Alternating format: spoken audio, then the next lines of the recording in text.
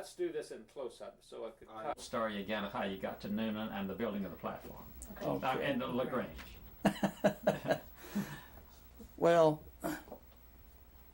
on the getting to LaGrange with the Callaways, as I understand it now, and my memory is after 60 years gets a little foggy, but the call came in from Callaway that they needed a cameraman down there to help disperse the crowd with the union coming in there because they had a lockout. And the only way they knew to do it, they did not want the workers to get incited into a riot and break the gates down because it wouldn't serve any purpose. So I, being a stringer cameraman, I was elected to go down there. So I get in the buggy and head on down to LaGrange down there with just a camera. I think I had one magazine of film, and I didn't even put it in the camera. So when we got in there, we went in a side gate, and I remember I was met outside of town, went in a side gate, and I said, well, you can't just shoot through the fence. I poked them, I wouldn't see anything. So they were very helpful, and they had to be under the circumstances. So we rigged up a lot of boxes and crates and tables and stacked things up. It was kind of shaky, but it really didn't make any difference to me then because I wasn't even going to put any film in the camera. So I got up there with this box-like camera, which was an old Universal camera, sort of box-like, like that, and crank on the side, but it looked good. I did not wear a cap, with it turned around and all that, but I cranked away, and and I thought, gee, these people are not that dumb, they know something. So when I finished going down, I said, look, I'll come back tomorrow, and I'll bring a real thing down there, which they know from seeing the newsreels what a camera looks like, because they probably don't recognize this thing. So the next day I went down, and I believe I had the Bell and Howell camera. That time I'm not sure, and we had the sound man with us in. And he was always out 1/10,000th in the sink, But anyway, we got back up, but we made the platform a little more sturdy this time. We propped a little here and there. And I got up, and I started really cranking away then.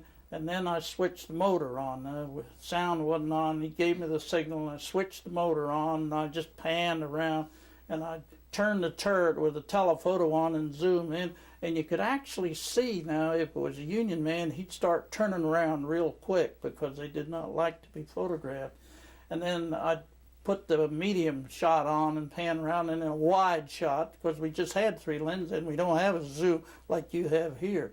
So it served its purpose, and the film that I shot with that, after we went back and processed it, printed it, and some went, as I understand now, some went to Callaway's and some went to Universal News. And that was about the extent of it. Did you do any other shooting during that strike? No, that was about the only shooting that I did there. That was more or less to counteract the union's activities. The people themselves, I don't think they liked it either. They just wanted to go back to work. They didn't want all that stuff. You're in the Depression years, and the measly little living you're making, when that's taken away from you, you get mad. So I think the majority of them kind of got mad at the union for starting the whole thing. Now, were you ever used in that same way in any other labor struggles in the South? No, that was the only one that I was really involved in there. Just again incorporating my question. Well, the other strikes that the union was involved in around like in Noonan and other mill towns and in the Carolinas and that sort of thing, I was not involved in any of those whatsoever. I think that one with the Callaways was enough for me anyway, because there for a while, you get a little uneasy because you don't know, you see all these clubs and people carrying things, and you think, now it's probably imagination, but you think there's guns here and there, and you're a pretty good target up there on top of that pile of boxes, with a camera, rickety, And I'm sure if that ever went on the newsreel and the screen, it was going like that, because not only were the boxes shaking, but I was too, see. But it was a very interesting experience, but that was about the extent of it. You remember what you got paid? Well, if I got paid, I don't remember that far back, but if I got paid, it was probably a measly sum. If I got paid by the footage, I would have been well paid, but I wasn't. I think I probably made $100 out of the whole thing, And of course, that was pretty good money, that would last me 2 or 3 weeks, But other than that, it wasn't any fantastic. Being a stringer, you're low on the totem pole, and they walk all over you. But it's a lot of fun, and I was in a learning process. Still am, Did you do any still pictures there? Not there. I did not do any still pictures. I had all I could do to handle the camera, the movie camera. That's all I could do. Did you ever meet Mr. Calloway? I met one of the Callaways, but I don't know whether it was senior or junior. I just don't know which one it was.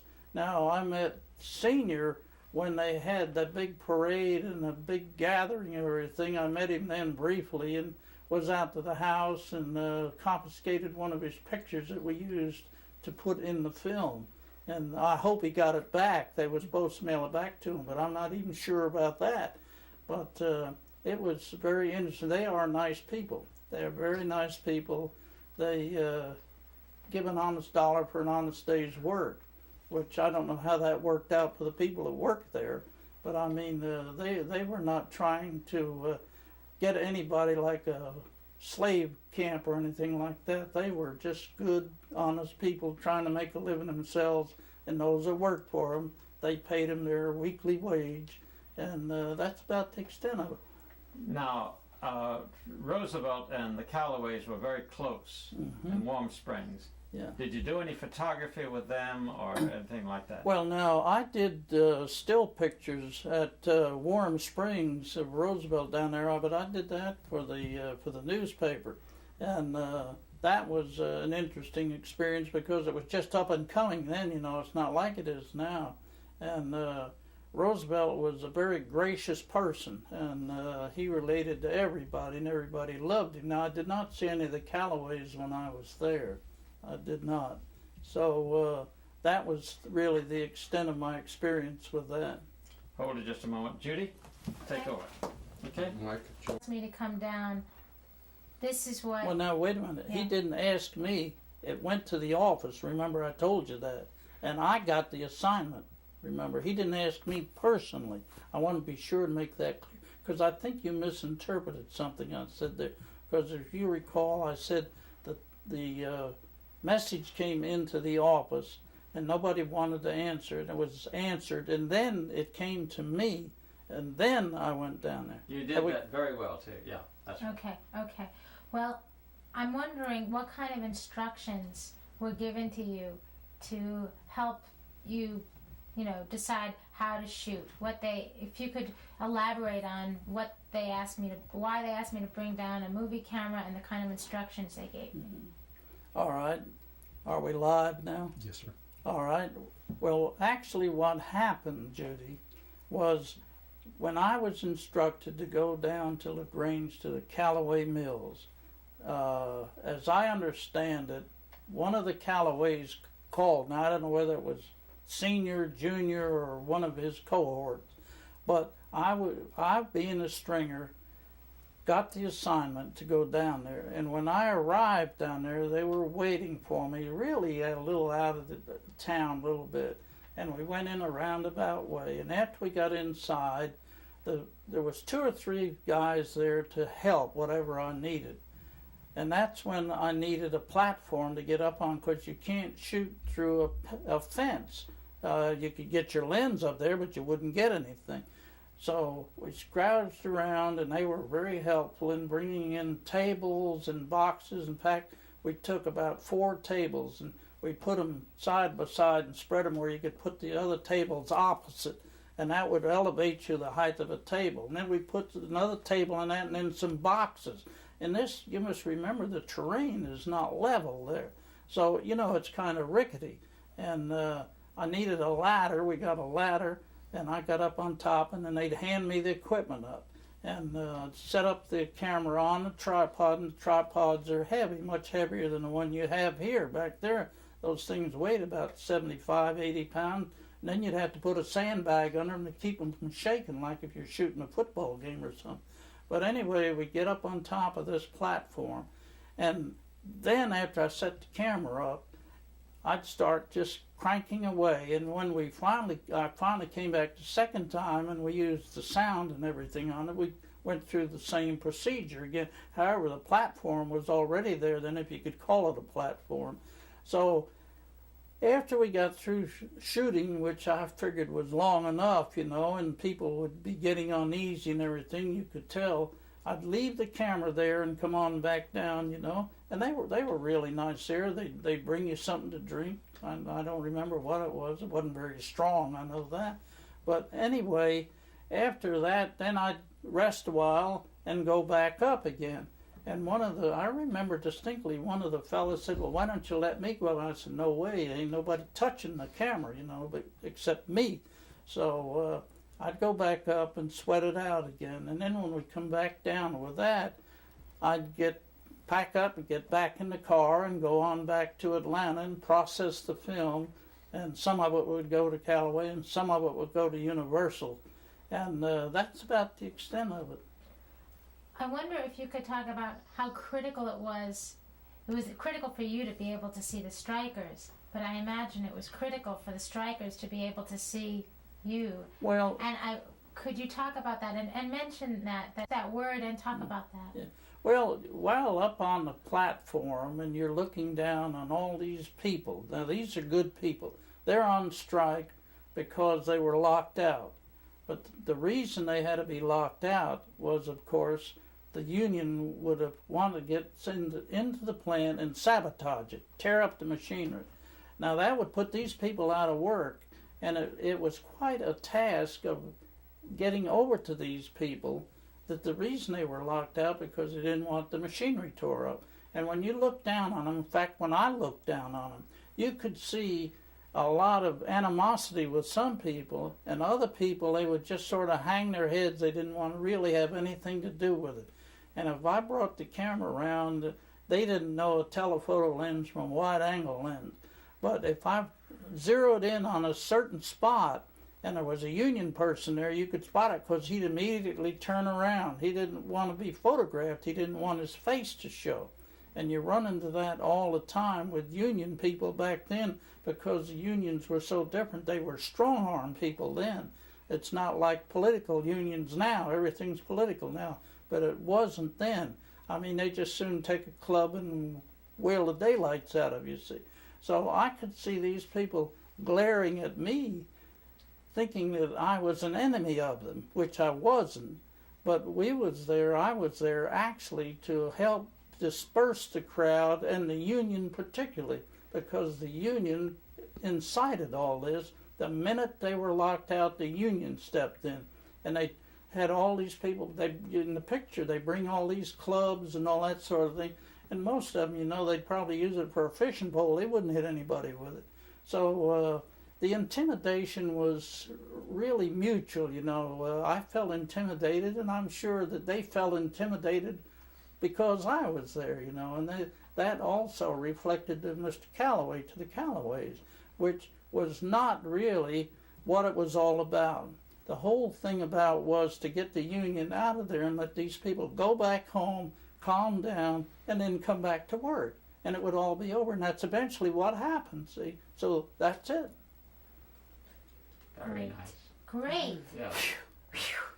Was, of course, you'd send that into the newsreel, which you thought would be most receptive. And at that time, it was Universal, because you must remember that Paramount and some of the others, they had their own cameraman, which was on call all the time in the different areas. And therefore, Universal was a little lax in that. And Pathé News was the same way. But they were sort of too far out in that. So that was the reason Universal was selected and sent to them.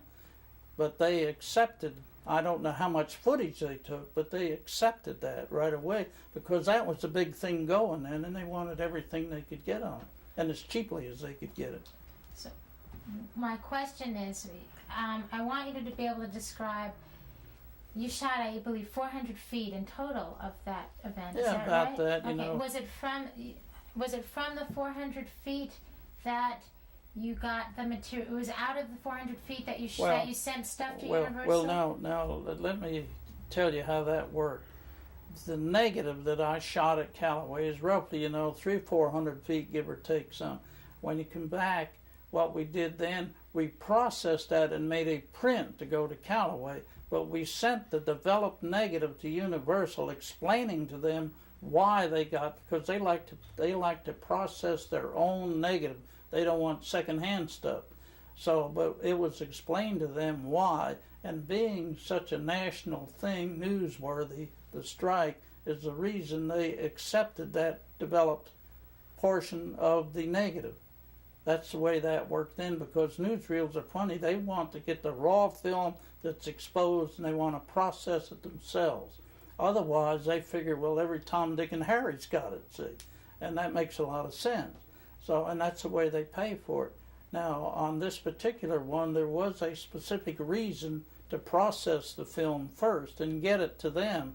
And I'm sure whatever went to the newsreel went out first before it even went to Callaway, because that was really second, and it really didn't mean that much to Callaway's. It was just something they'd put in a can and set it aside, and 100 years later, maybe somebody would find it and say, gee, what's this? See? So that's the way that worked. And what kind of stuff were you trying to? What kind of images of that particular event would Universal be keen to buy and show in a theater? I'm trying to understand what. Now you're talking about the Callaway Garden. No, I'm talking about. the Callaway Mills. Exactly. I'm talking about that event, that strike. Yeah. And I'm wondering, as someone who wanted to make a buck, you're going to try and shoot the stuff that they're going to want to buy. Well, here's the way that would work on that. You would pick out certain people in the crowd that showed real animosity. They were vicious type, and they were going to use their clubs. You would zero in telephoto with that. You would see a Union person, and you would try to get him before he turned around on you, because they could be identified by their dress, by their mannerism. They were entirely different class of people, entirely different. So it wasn't hard to spot them. And therefore, you might see, if you saw a person with a weapon, which I did not, I can't honestly, I thought I did, but you would show that, and that's what the newsreel would really want. They wanted, that type of a thing, is something that the public in the theater wants to see. The people in the theater on the strikes, if you ever, of course you probably never watched one of the newsreels, but I'd watched it. But the people in the theater, they'd start talking, and they'd get real excited themselves about their so-and-so, and why don't they do this, and why don't they just kill the guy or something like that. They get real excited about it, And the newsreels was looking for that stuff, and that's what you would shoot for there. Now, of course, there's the other side to it, too. If you go into a disaster like a tornado. Now, a tornado, we had a huge one in Gainesville. It wiped the town out. And the calls came in. They wanted every cameraman that they could get up there to shoot everything that they could think of. And they'd take it all, because the stuff that they didn't use on the newsreel, they would put in the archives for future use, because it was a very valuable film. And you had every Tom, Dick, and Harry up there. And I went up there to Gainesville on that shot. And I believe I went along with Charlie Beal. I didn't go with him, but Charlie Beelan was up there. But I know my stuff was sent to Paramount, and Charlie Beelan was a Paramount man. And he was a very fine and excellent. He was a top-notch cameraman. And the automobiles were flat as a pancake. The buildings were gone. And I remember we got up, there was two of us, and we got up on a building and started filming away, and the I don't know whether it was the police or fire department come around and started motion to get down, and it wasn't about 30 minutes later, the building fell in. See, it just collapsed because everything was wrecked up there. The whole town was wiped out. So that's the way it goes in the newsreel business. It's like any other business, it's give and take and grab what you can grab. The beginning of that story, you kept on referring to, you would look for strikers that were doing this, you would look for this. If you could tell the beginning of that story again, and instead of saying you, say I, because you were there, I wasn't there. If you could do that, it would help us edit this. My critic. No, Okay. it No, was go a ahead. brilliant story. Yeah, It was yeah. brilliant. Yeah. And the latter end of it doesn't have to change a bit. The only thing I'm going to ask you to do, and you know what to say because you just said it, is, excuse me? My memory's Yeah, that it's fine. my memory's short. He's going to run out of tape in He's about not- 5 he's not- minutes. it's okay. I'd like you to do. I And understand. if you're you. looking for violence, if you're looking for Yeah, that okay. kind of thing, Yeah, say I'll it. bring Now, would it- violence. Now, would it help Okay. you to look at this picture again before you tell that story? Yeah, why Would not? it help you to refer Yeah, to this sure. picture? Of course, Okay. I'd really rather look at you, but this is fun. Come on. Well, I'll no. take the picture No. back and then you talk to me. I'm serious. You just study that picture a little bit. No, I'm going to put my monocle on. Is that all right with the camera? Put your mind. Am I getting a reflection, sir? No, sir. Okay, Okay. go. Now, at the Callaway Garden while standing, I'm sorry. Cut it, my friend. It's okay. Wait, do we want to take a picture back? When I was at the Callaway Mills at their request to set up the camera and photograph motion picture wise of the crowd down there to help disperse them. That's what it was all about to start with. And when you're up high looking down like in this picture, you see all different types of people here. You see people that create disasters by violence. And I have a feeling I'm not giving you what you want. No, let's do it. But please, I'll say, use the I, because you did it, okay? So when I stood on the platform, I was looking for this kind of event. Okay, Jake. Jake? Okay, you could call me Jake. All right, now, when I was at LaGrange at the Callaway Mills during the strike, and up on a platform looking down on this crowd with a lot of animosity, I had uneasy feelings, and I'm sure they had uneasy feelings because they did not like a newsreel cameraman making pictures during a strike. Any filming they wanted to disperse.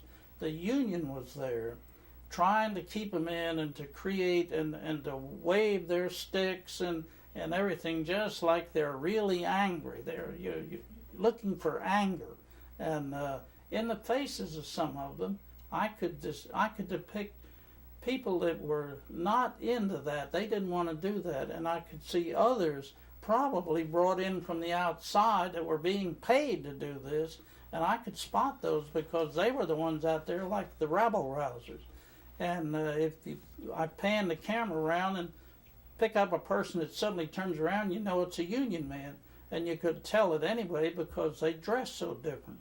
But the union, as I understand it now, and I saw this, would bring them in truckloads from out of town. They'd hire people to come in.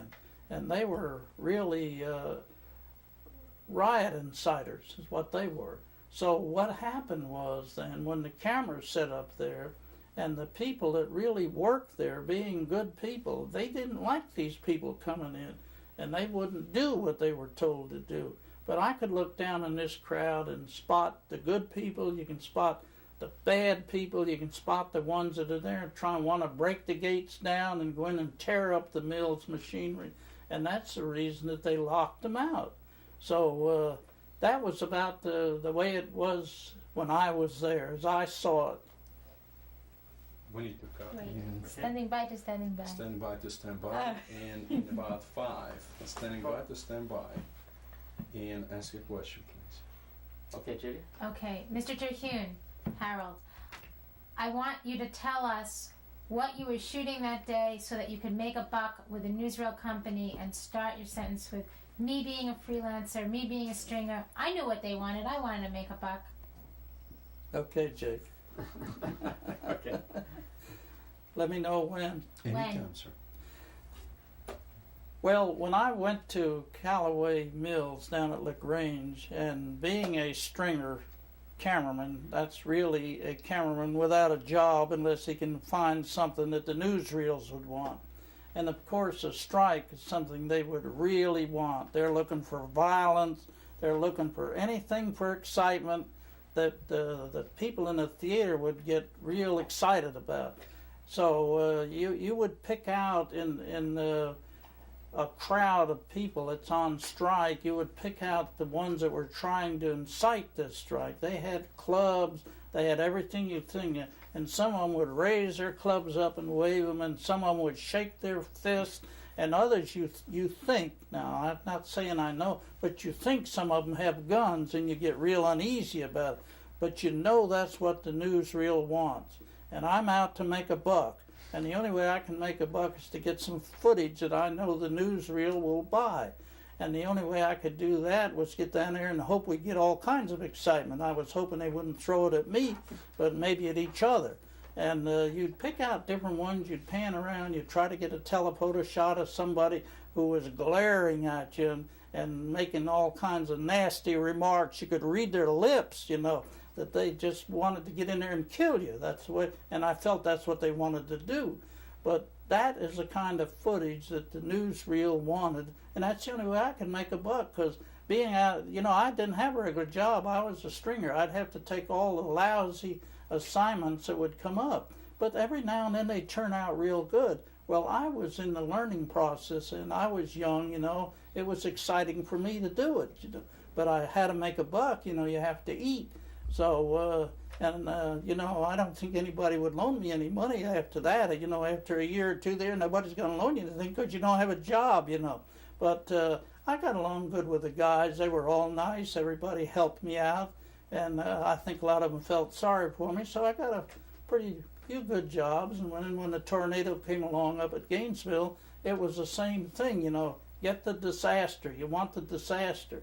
So you just scout around. A town being wiped out is terrible to look, but to show it on film, any cameraman would tell you, it's easy to look at it, but to get it on film to where it's really presentable, to look like a disaster, isn't that easy.